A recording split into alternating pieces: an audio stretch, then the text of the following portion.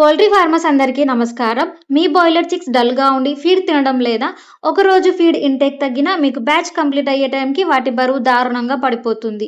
మరి దీనికి సొల్యూషన్‌గా ఇప్పుడు నేను చెప్పే సింపుల్ టిప్స్ ఫాలో అవ్వండి. ప్రజెంట్ మీరు వీడియోలో చూస్తున్న బాయిలర్ చిక్స్‌ని మా పీపీఎఫ్ హ్యాచరీ నుండి 2500 వెంకా 435 బాయిలర్ చిక్స్‌ని కస్టమర్ తీసుకోవడం జరిగింది. మరి ఈ బాయిలర్ చిక్స్ మంచి గ్రోత్ రావాలి అంటే ఏం చేయాలో ఇప్పుడు చూద్దాం.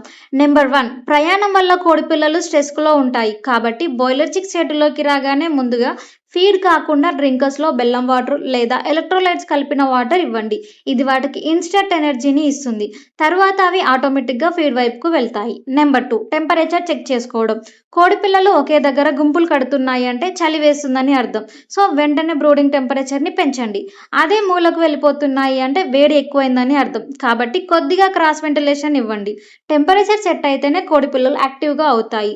నెంబర్ 3, ఫీడ్‌ని ఎప్పుడు ఫీడర్స్‌లో మాత్రమే ఇవ్వండి. అలాగే ఫామ్‌లో లైటింగ్స్ కూడా చాలా బ్రైట్‌గా ఉండేలా చూసుకోండి. మరి ఈ విధమైన ఈ ట్రిక్స్ ఫాలో అవుతే మీ కోడిపిల్లలు వెంటనే మంచి గ్రోత్ వచ్చి యాక్టివ్‌గా ఉంటాయి. మరి ఈ ఇన్ఫర్మేషన్ గనుక మీకు యూజ్‌ఫుల్ అనిపిస్తే వెంటనే ఒక చిన్న లైక్ ఇచ్చేయండి. మీలో ఎవరికైనా క్వాలిటీ బాయిలర్ చిక్స్ కావాలి అంటే స్క్రీన్ మీద కనిపిస్తున్న నంబర్‌ని సంప్రదించండి. మరిన్ని ఇలాంటి పౌల్ట్రీ టిప్స్ కోసం మా PPF group of companies YouTube ఛానల్‌ని సబ్స్క్రైబ్ చేసుకోండి. Thank you for watching.